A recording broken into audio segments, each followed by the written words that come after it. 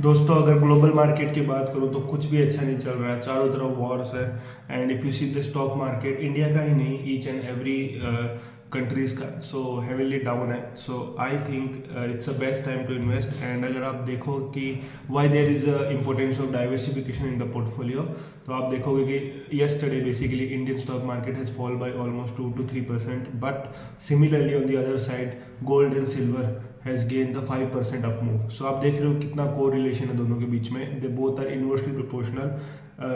हमने ये corona crisis में भी देखा था कि जब इक्विटी फॉल करता है तो गोल्ड ऊपर जाता है, गोल्ड नीचे आता है तो इक्विटी ऊपर जाता है। तो एक अच्छा खासा बैलेंस होना चाहिए दोनों के बीच में, सो डैट मार्केट में आपका पोर्टफोलियो डाइवर्सिफाई रहे and you will not get it too much of draw down. So इसीलिए कहते हैं कि every one have to be invest in gold as well. अगर मैं आपको बात करूँ कि सब लोग फियर में है कि भाई स्टॉक मार्केट और गिरेगा, and I think it's only time जहाँ पे आप इन्वेस्ट कर सकते हो, अपना लमसम डाल सकते हो, चाहे म्यूचुअल फंड हो, चाहे ETF हो, या चाहे स्टॉक्स हो, ताकि आपको फ्यूचर में अच्छे खासे रिटर्न मिले। बिकॉज जब आप एक अच्छे खासे फॉल में जब बाय करते हो कोई भी एसेट टूल को, तो देयर प्रोबेबिलिटी कि आप अच्छा खासा रिटर्न जनरेट कर सकते हो इन अपकमिंग 4 to 5 years।